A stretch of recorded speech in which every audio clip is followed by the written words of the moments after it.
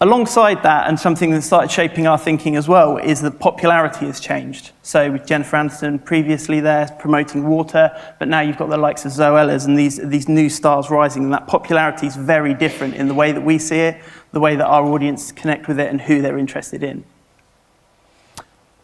The internet's getting busier, more creators, more fans, more platforms, more brands. We're more global. We're not just looking to our own here. We're looking all over the world in terms of what we're taking and creating and what we're consuming. So, with all that choice and all those caveats and all those problems and all those things, how do we decide who is right to work with? Sadly, it's not black and white. Influencer marketing is growing, flowing in Technicolor and surround sound. A bit dramatic, but the point is that every day new relationships are forged, brands are working with different people, new creators, new platforms, and people moving from one platform to another. It's not a simple choice of, right, let's use that person, that platform, go, quick. And things take time to develop and campaigns and getting heads around things, so it's not instant, but everything is changing quite instantly. And the key thing here is that the biggest number doesn't necessarily equal the best number. And a lot of what we've spoken about before and things people are moving to, I want the biggest number. I want the most scale possible. So it's just remembering that perhaps you don't have to look at just the numbers. We want to get deeper than that. We want to forge some better, bigger, more creative, more inspiring relationships.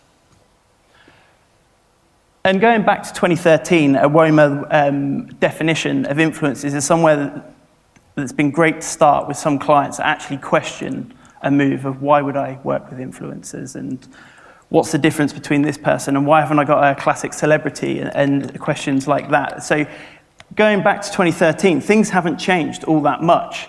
Definitions here on this chart. So we've got that formal position of authority, the political government leaders, staff, business leaders.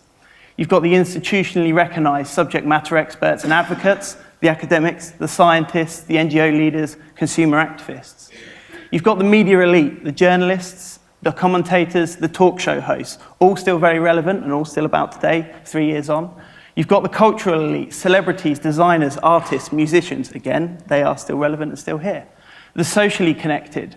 So this is the neighborhood leaders, the members of the community groups, online networks, business networks. Again, all of this makes sense, and it's actually a good starting point for us when we're going into these conversations to really decide where is it, what space is it that we need to be working in, who is it we have as an influencer. And for a campaign, you might consider using a combination of all of these factors. So that cultural elite, that might be that mass market appeal, reaching both media and consumers alike who love that person. You've got the media elite, the journalists writing about your product, endorsing it through an authoritative voice to build that credibility for your brand or your product. You've got the socially connected, those that have built those communities and are connected to them that perhaps you can't reach or feel like it's quite false when it comes to talking to them. So you could be using a mixture of all, you may only have one. The one addition we've liked to make to this that has really blurred the line in a lot of conversations that we've been having with brands in this space is there's a new type of celebrity emerged, and they've got a different kind of value.